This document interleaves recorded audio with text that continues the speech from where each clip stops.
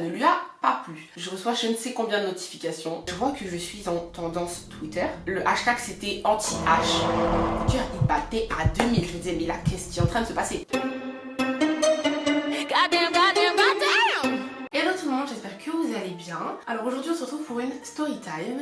Donc c'est le début de l'année, enfin pour moi en tout cas, c'est ma première vidéo de 2019. Je sais, on est déjà le 12, 11, 13... je sais plus.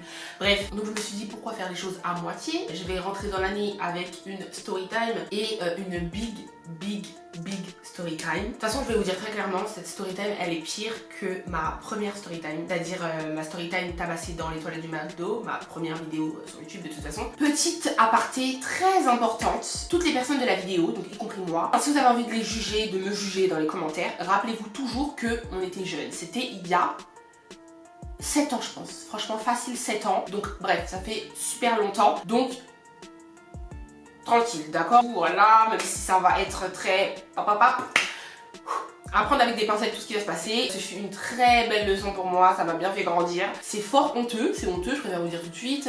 Donc c'est parti, on va commencer. Voilà, vous êtes en train de vous dire, elle est sérieuse avec son suspense, là on veut l'histoire, pourquoi elle nous raconte sa vie? Donc c'est parti. L'histoire débute au moment où en fait Twitter a explosé. Donc le Twitter que vous connaissez aujourd'hui fait très longtemps qu'il est comme ça, je vous dis clairement. Ça a toujours été le réseau du diable, c'est le réseau du diable. Et pas seulement à cause de cette histoire-là, hein, parce que moi je m'y suis réinscrit après dans un réseau social pour déverser sa haine. Cependant, tu vois, c'était encore un petit moment où c'était quand même un peu marrant, convivial. Voilà, c'était très marrant, ça allait toujours d'ailleurs. Et voilà, on kiffait notre petite vie, tu vois, on était là, sur Twitter, ok? Vous connaissez votre H-Lev, vous me connaissez, j'ai toujours été très réseaux sociaux. Vous avez déjà vu ma story time sur mon époque Skyblog, je vous mettrai le lien en barre d'infos si vous ne l'avez pas vu, qui s'intitule La pire erreur de toute ma vie. Après Skyrock, il y a eu Twitter. Non, je crois qu'entre temps il y a eu Facebook. Facebook aussi c'était pas mal, hein. Sur Twitter, pareil, bien évidemment. J'ai toujours la facilité de me faire remarquer. Moi, mon truc, c'est que j'ai une grande bouche. Une grande bouche, vraie grande bouche, pas grande bouche, les filles. Moi j'ai un fort caractère, j'ai une grande bouche, alors qu'en fait elles sont juste mal élevées. Je suis sans filtre, en fait j'ai tendance à vraiment dire ce que je pense. Je me suis beaucoup calmée, d'ailleurs ça a été une bonne leçon. Mais depuis plein d'incidents, j'ai compris avec le temps que ça sert à rien de dire tout ce qu'on pense. Il y a des choses, c'est mieux de les garder pour soi, ça sert à rien, ça fait pas avancer le débat. Des fois, il vaut mieux se taire. Sauf que je ne savais pas ça. Donc moi, j'étais sur Twitter, je disais tout ce que je pensais. Généralement, les gens qui marchent bien sur Twitter, qui ont beaucoup d'abonnés, c'est des grandes bouches, hein. On va pas se voiler la face. Donc ça marchait, je me faisais retweeter, on me suivait, etc. Sauf que le problème, c'est que j'ai vraiment une grande bouche. Donc en fait, j'ai commencé bien évidemment à me faire détester. Comment vous donner un exemple de ma grande bouche? Par exemple, typiquement, vous voyez, dans votre TL. Donc vous avez votre TL, ça veut dire votre timeline, en gros. Tous les gens que vous suivez, vous voyez leurs tweets, leurs retweets, etc. Donc en fait, par exemple, dans une TL, on va dire qu'il va y avoir un sujet, et en fait, tout le monde va commencer à parler du même sujet. Et en fait, moi, je suis le genre de personne, bah j'allais me mettre à tweeter un truc du style, ouais, mais franchement, pourquoi vous parlez tous de la même chose? Quelqu'un, tu vois, genre j'allais toujours dans l'autre sens de tout le monde. Et en fait, tu vois, genre je sous-entendais que c'était un petit peu un comportement de mouton, tu vois. Mais ça se fait pas de dire ça aux gens, enfin... Certes, c'est un peu vrai, mais ça se fait pas de dire ça aux gens, tu vois ce que je veux dire? C'était pas méchant, hein, mais ça servait à rien de le dire, quoi, parce qu'il y avait des gens qui allaient se sentir visés, qui allaient pas apprécier, qui allaient rien dire. Et bien évidemment, le jour où 2 ou 3 personnes vont se retourner contre toi, ben cette personne-là, elle va aussi se retourner contre toi. Donc ça, je ne savais pas encore, vous allez voir la suite. Franchement, j'étais vraiment agaçante, faut dire ce qui est, tu vois, je le suis toujours un peu, je l'étais vraiment beaucoup, moi ça c'est un truc que j'admets. Mais avec le recul, franchement, je sais même pas pourquoi les gens me suivaient, je devais être agaçante avec ma grande bouche. Ensuite, ce qui s'est passé, en fait, je vais vous expliquer comment on arrive là, parce que c'est rocambolesque. On va pas se voiler la face, de nos jours, on rencontre plein de gens sur les réseaux sociaux, d'accord? Soit tu te lis d'amitié, soit plus si affinité. Il se trouve que je suivais un jeune homme sur les réseaux sociaux et il me suivait également. Et tout, on se parle, Et je me rappelle que c'était un gars, on voyait pas trop sa tête sur les réseaux sociaux, on voyait plus son corps qu'autre chose, voilà, bref. Voilà. Donc du coup, on parle et tout, et oui, il avait un corps plutôt mignon quand même. Donc on va l'appeler, Kevin, voilà, prénom très banal qui n'est pas son prénom, hein. Donc je parle avec Kevin et tout, je sais pas du tout s'il passera par là, mais quoi qu'il arrive, c'est quelqu'un de très gentil, on a parlé, et puis un jour on s'est vu, ça s'est plutôt bien passé, ça se voyait que c'était un peu flirt, et au final, on est resté sur de l'amical et rien de plus, tu vois, même s'il passe par là, il pourra confirmer ces faits-là. Donc chacun rentre chez soi, on se suit toujours, on se parle toujours, mais voilà, on a senti tous les deux que ça allait pas aller plus loin, donc... Ça c'est fin, d'accord? Quelques jours se passent et tout, je reçois un message en privé d'une fille. elle vient, elle me dit ouais, excuse-moi et tout, je vois que tu suis telle personne. Qui est Kevin. Et que Kevin te suit, donc j'aimerais savoir est-ce qu'il s'est passé quelque chose entre vous et tout, talala. Et moi, bien évidemment, avant de répondre, je demande mais pourquoi Ouais, parce que en gros, il parle avec moi, mais de façon ambiguë, quoi. En gros, il flirte et il parle avec une autre fille, et aussi sur Twitter. Et je viens de le découvrir, et je veux savoir si toi, tu serais une troisième encore, tu vois. Et je lui dis ouais, moi, c'était pas, je veux pas te mentir, c'était pas amical notre conversation. Après, je suis pas avec lui, il est pas avec moi, donc de toute façon, ça me gênerait pas, enfin, ça me choquerait pas de savoir qu'il parle avec deux autres filles. Et elle me dit ouais, est-ce que tu peux me passer ton numéro et tout, que je t'explique bien la situation et tout, parce que moi, je trouve que vraiment, il y a un biche sous roche et tout, c'est chelou. me dit ok, je la suis. Et vous savez un peu à cette époque-là, j'avoue la première erreur de ma part. Il y a rien avec le gars, il y a rien pourquoi tu donnes mon numéro et pourquoi je veux parler avec la fille. Mais voilà, c'est la jeunesse et tu vois, tu te dis en brouille, qu'est-ce qui se passe, tu vois. Non, il faut dire la vérité. Donc du coup, et je l'appelle, et elle me dit Vraiment chiant, ça s'est pas ce qu'il a fait pour moi, il me l'a mis à l'envers, il l'a mis à l'envers à elle. Viens demain, vers telle heure, on va l'afficher et tout. Elle va dire ça, moi je vais dire ça, moi je vais dire ça. Et on va l'afficher à trois, tu vois. donc moi je disais ouais, moi il est gentil et tout, donc ok vous allez faire votre truc, moi je vais pas court-circuiter votre plan là, mais je vais pas venir et dire oh, c'est un chien alors que tu vois le gars il m'a vraiment rien fait. Le lendemain arrive et elles font leur petite vendetta, leur petit coup en mode papa, et donc elles commencent à l'enchaîner sur les réseaux, il est ceci, il est cela, il est ceci, il est cela. Et puis donc moi je suis sur Twitter, vous voyez sur Twitter, tu vois le clash commencer, donc tu commences à avoir des tweets, tu commences à avoir des sublis, tu commences à avoir des trucs, des machins, donc les sublis pour ceux qui connaissent pas bien Twitter, en gros c'est quand tu parles de quelqu'un sans le mentionner directement, mais tout le monde sait que tu parles de lui parce qu'on comprend à la description, on comprend que tu parles de telle personne, mais voilà, t'as pas le courage de arrobase la personne, ce que moi j'ai déjà fait, ce que tout le monde a déjà fait je pense, et donc au final ça part en clash, Donc moi je commence à voir des trucs qui fusent sur lui, et puis moi je dis rien, tu vois, mais je suis connectée, et je crois que je tweete des trucs qui n'ont rien à voir pour montrer que moi je vais pas rentrer dans ça, tu vois. Puis à un moment, la fille, en fait, quand elle voit que j'ai pas l'intention de rentrer, en fait, elle me tag. Elle me tag en me disant ouais, il a même dragué Ashley. moi, je réponds, donc devant tout le monde, à témoin, vu que ça partait en cacahuète, il y avait des RT, il y avait des machins, donc tout le monde regarde, en fait. Quand il y a un clash, même les gens qui parlent pas, ils regardent. Et moi, en fait, c'est mort. J'allais pas dire oui, c'est vrai, c'est un chien, moi aussi, il m'a dragué, et en fait, tu vois. J'ai répondu un truc, c'est très très vague, ça fait 7 ans, hein, mais j'ai dû répondre à un truc du style non, moi j'ai vraiment rien à dire sur lui, il est gentil et tout, je suis pas dans ça. J'ai dû dire un truc comme ça. Sachant que ça ne lui a pas plu à la fille, bien évidemment, parce que c'est comme si en fait je l'affichais en gros devant tout le monde, en la faisant passer pour une menteuse, ça ne lui a pas plu. Donc ça commence à partir un peu en clash, en mode t'es sérieuse, t'es une vieille meuf, hier je t'ai eu au téléphone, t'avais pas ce discours-là. il y a des petits retweets et tout, mais ça va, c'est pas si choquant que ça. Je pose mon téléphone et je vais me coucher. Non!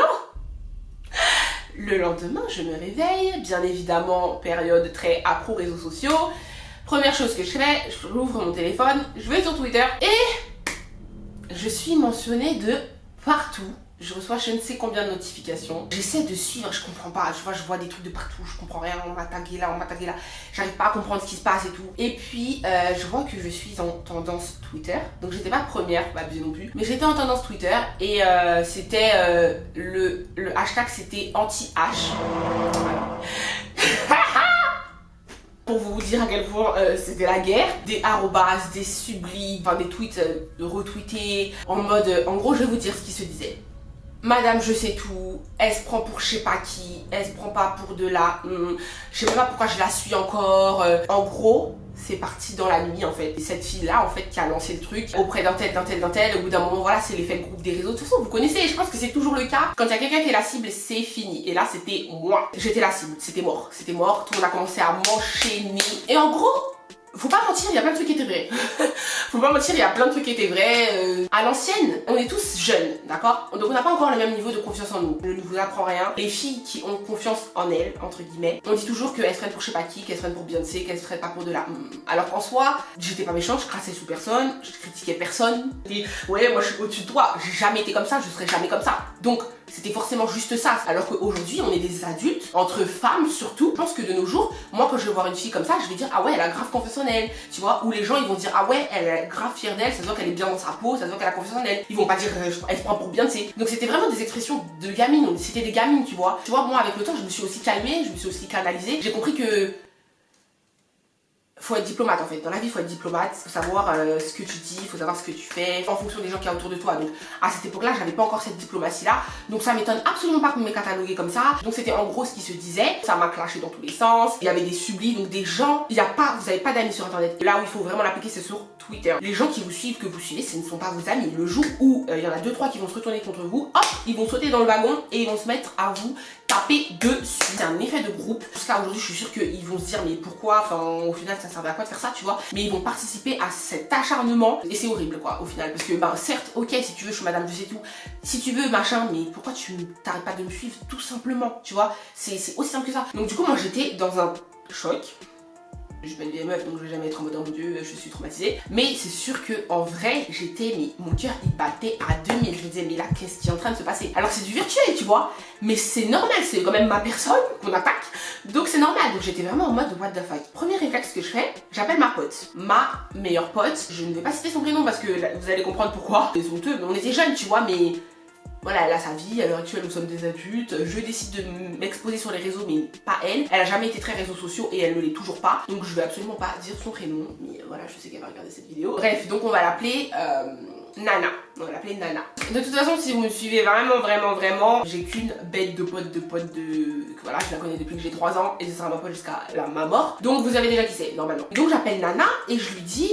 Ouais, et tout, viens sur Twitter, regarde ce qui se passe. Elle avait un compte, mais bon, elle tweetait tous les 56 ans. Elle se connecte tout de suite et elle commence à regarder, tu vois, elle commence à regarder. C'était technique, parce qu'en fait, tellement tout le monde tweetait dessus qu'il fallait aller sur les profils des gens, descendre pour voir comment ça. On essayait de comprendre. Elle voit des insultes, elle voit des trucs. Et en fait, elle a pété un plomb. Pourquoi ? Parce que, en gros, elle et moi, on est pareil. C'est-à-dire, si vous avez vu ma première story time, je me suis fait tabasser dans les toilettes du McDo. Vous savez que je ne suis pas une fille qui me bagarre. Je ne me suis jamais bagarrée. En gros, toutes les fois, 2-3 fois quoi, où je me suis bagarrée, c'était de la défense. Mais elle, c'est pareil. Voilà, on a un peu été élevés par le même type de parents, on se bagarre pas, tu vois.